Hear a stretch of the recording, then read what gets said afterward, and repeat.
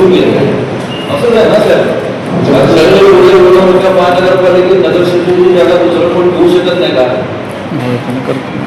इंग्लिशमध्ये करायचं कोणतरी यांना पाठवायचं, लोकांना कळू द्या असं तुम्ही न पाठवायचं, याच्यामुळे संशय निर्माण होते का नाही मला सांगा ना.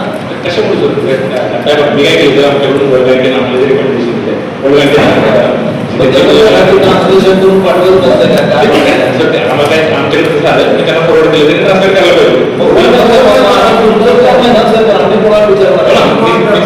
त्याच्यामध्ये आपलं जे बाबतीत अशा दिनांकापासून जलप्रकृतीच्या वर्षामध्ये त्यांच्या बाबतीत बसवता योग्य विरोधी असलेल्या मालमत्ता कराच्या रकमेचे दुप्पट रकमेपेक्षा अधिक असणार नाही आणि दोन्ही अनिवासी प्रयोजनासाठी वापरण्यात येणाऱ्या इमारतीबाबतीत अशा दिनांकापासून जलप्रकृतीच्या वर्षामध्ये त्यांच्या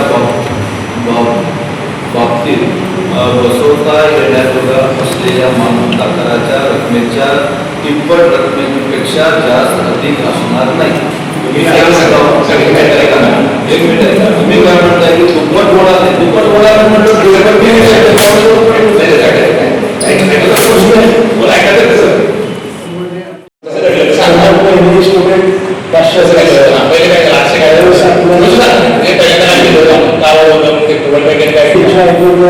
चर्चा होती की ह्या अंदाजपत्र 600 कोटीचं बातम्या उडत आहे.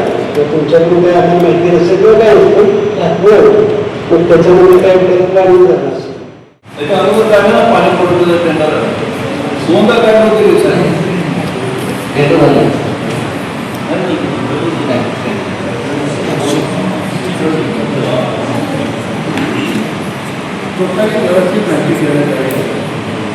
तुम्ही जर असं लोकांना काय रेग्युलेटर प्रमाणे टॅक्स लावत असेल तर लोकांना आम्ही शब्द दिला ना.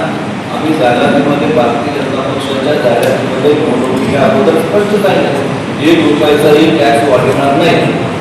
आणि तुम्ही परस्पर तुम्ही एकदमच तुम्ही रेग्युलेटर प्रमाणे दुप्पट होईल ना साहेब त्यांना टॅक्सचं.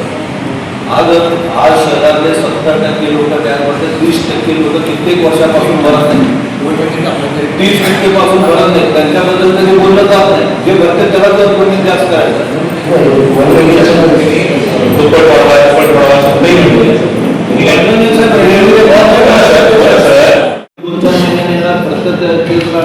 विषय तो तसं काय नसायचं मला सांगा.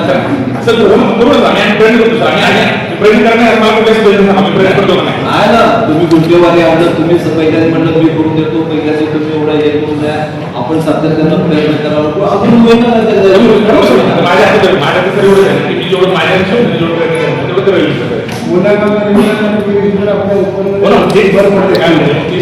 या सदस्यांनी तुम्ही मला रेकमेंड करायचं की कसं करायचं करायचं.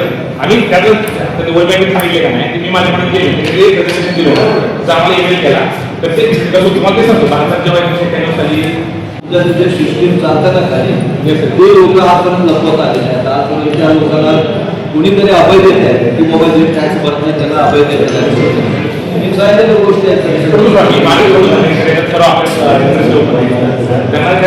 जेव्हा कधी म्हणजे प्रक्रिया सुरू आहे तेव्हा आम्हाला सुटले तुम्ही कोण सुटले नागरिकांना असं वाटतं तुमचं जे काही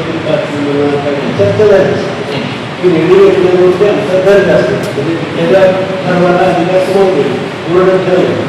इतकेचं वातावरण असं आहे आज रेल्वे अनेक स्वभावामध्ये बसायचे अशा उदाहरणार्थ रेल्वे स्टेशनच्या समोरची जागा चाळीची जागा आहे.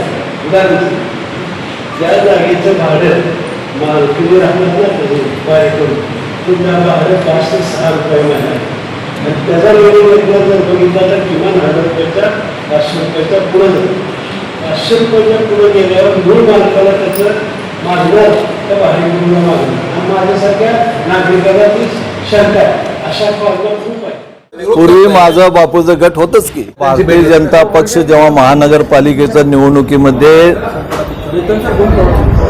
जाहीरनामा काढला त्या जाहीरनाम्यामध्ये नागरिकांना असे शब्द दिलं जाहीरनाम्यामध्ये की येणाऱ्या निवडणुकामध्ये भारतीय जनता पक्ष सत्तेवर आलं कुठलंच कर आम्ही ज्या वाढविणार नाही आहे तसं त्या आपण व्यवस्थित लोकांना, सर्वसामान्य लोकांना मूलभूत सुविधा देऊ असं त्यांनी सगळ्यांनी असं शब्द दिलं. त्या शब्दाप्रमाणे मला असं वाटतं की येणाऱ्या कालावधीमध्ये भारतीय जनता पक्ष कुठलंही टॅक्सेस किंवा कर प्रणाली लागू करून, पण पाणी असं काय नाही. मला काल नोटिफिकेशन जे पाठवले होते ते इंग्लिशमध्ये आमच्या घरीही पाठवण्यात आलं. म्हणून मला इंग्लिशमध्ये जेव्हा मी थोडं BCom शिकलेलं आहे आणि गेल्या अनेक वर्षापासून इंग्लिशचं सवय तुटलं आहे, त्यामुळं मला तर कळालं नाही लवकर. म्हणून मी म्हटलं आयुक्ताकडेच यावं.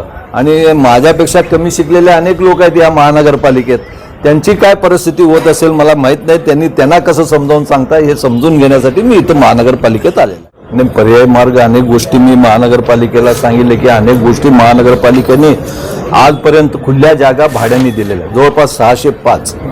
त्याच्यावर आजपर्यंत 1 रुपयाचाही टॅक्स घेतलं जात नाही, फक्त भाडे जातं. जे मिनी शॉपिंग सेंटर आहेत त्यांच्याकडनं ज्या काही भाडं घेतलं जातं त्यांनाही 1 रुपयाचा टॅक्स नाही आहे. जे मोठे शॉपिंग सेंटर आहेत त्यांचाही कोट्यावधी रुपयाचा टॅक्स थांबलेला आहे. आणि ह्या सगळ्या गोष्टी म्हणजे आज सोलापूर शहरामध्ये ज्यांनी टॅक्स भरतात त्या गुंठेवारीच्या ज्या हजारो टॅक्स म्हणजे जे हे आहेत प्रॉपर्टी, म्हणजे जवळपास 30% प्रॉपर्टी आज टॅक्स भरला जात नाही. ह्या ना त्या मार्गानं महानगरपालिकेच्या अधिकाऱ्यांच्या त्यांना कोणतरी सांभाळत असेल, त्यामुळे या 30% फुकटमध्ये गेल्या अनेक वर्षापासून सगळ्या सोयी मूलभूत सुविधा त्यांनी आपलं वापरतात, पण त्यांनी 1 रुपयाचा टॅक्स भरला जात नाही. 70%, 60-70% जे लोक टॅक्स भरतात त्यांनाच आपण सातत्यानं कर वाढ किंवा कुठलेही टॅक्स लवकर भरल्याने दंड आकारणी हे सगळ्या गोष्टी आपण त्यांच्याकडून वसूल केलं जात आहे. पण ह्या 30-35% जे टॅक्स भरत नाही त्यांच्या बाबतीत काय? त्यासाठी मी तेही आयुक्तांना म्हणलं की ह्या लोकांकडनंही टॅक्स तुम्ही वसूल करा, म्हणजे आपल्याकडे उत्पन्नाचं साधन वाढ. गेल्या अनेक वर्षापासून आपण सांगतो की 30 ते 40% लोक टॅक्स भरत नाही त्यांच्याकडनं चालू करा आणि गुंठेवारी लवकर चालू करा की जेणेकरून आपल्याला गुंठेवारीचं हे केलं म्हणजे आपल्या महानगरपालिकेचं उत्पन्न वाढणार आहे. आणि मला असं वाटतं की हे केल्याशिवाय आपलं सोलापूर महानगरपालिकेचं उत्पन्न वाढणार नाही. Rajmudra Residency Phase 3 Individual Luxury Bungalow. Step into your own space. Premium Bungalow Project at Premium Location. Rajmudra Residency Phase 3 Balasaheb Thackeray Chowk near CNS Hospital, Degav Mangalveda Road, Lakshmipet, Solapur. Talk to us on 7066942570 or 8855055533. Enjoy luxury living space.